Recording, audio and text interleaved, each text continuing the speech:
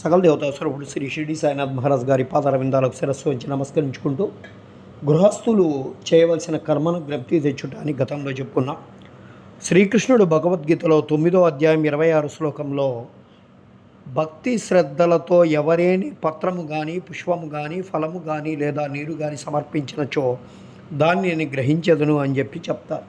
సాయిబాబాకు సంబంధించి ఇంకా సంతోషకరమైనటువంటి విషయం ఏమంటే, తమ భక్తుడు ఏదైనా తమకు సమర్పిస్తానని అనుకొని ఏ కారణం చేతనైనా ఆ సంగతి మర్చిపోతే అట్టి వారికి బాబా ఆ విషయాన్ని జ్ఞాపకం చేసి ఆ నివేదన గ్రహించి ఆశీర్వదించేవారు.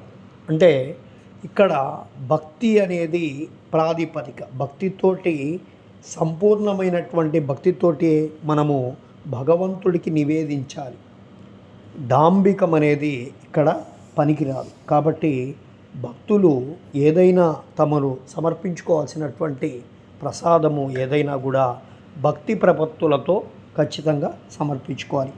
రామచంద్ర ఆత్మారాం ఉరఫ్ బాబాసాహెబ్ తర్కడు ఒకానొకప్పుడు ప్రార్థనా సమాజస్థుడై తరువాత బాబాకు ప్రియభక్తుడైనారు. వాని భార్యాపుత్రులు కూడా బాబాను మిగుల ప్రేమిస్తూ ఉండేవారు. ఒకసారి తల్లి కొడుకులు షిరిడీ పోవాలని అనుకుంటారు.